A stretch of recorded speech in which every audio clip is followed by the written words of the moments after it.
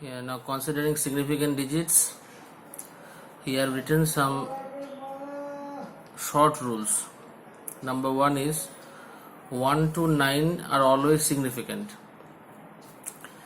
Considering 0, we have to follow 3 rules. First one is in between non-zero digits. Now non-zero digits means 1 to 9.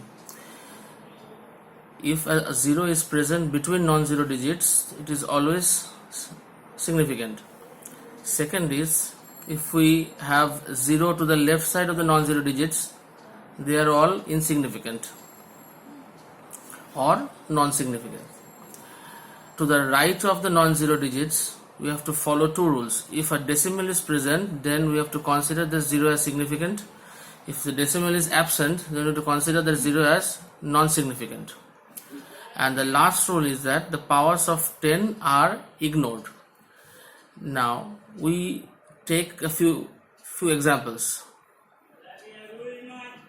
The first rule was 1 to 9 are always significant. So if you consider a number like this, 6539, how many significant digits are here? 4, because all are significant.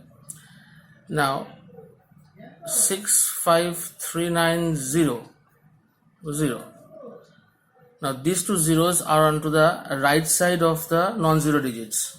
Right side of the non-zero digits, and here decimal is not present. So decimal absent means they are non-significant. So here the answer will also be 4.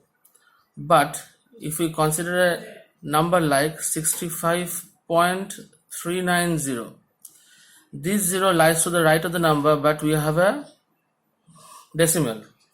So the number of significant digits here will be 5. Considering the number 0.0060,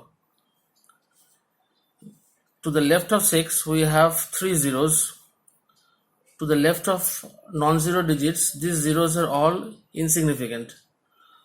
But the 0 onto the right side of 6 is significant because a decimal is present here. So the number of significant digits will be 2. Considering another number like 1.0060, here the significant zeros will be these 2 zeros because they are in between the 2 non-zero digits, and this 0 is to the right of the 6, but a decimal is present here. So the number of significant digits are 5. Lastly, if you consider a number like 35.60 into 10 to the power 6, we will consider this 10 to the power 6. We will not consider this 10 to the power 6. We will only take into consideration 35.60 and get 4 numbers of significant numbers.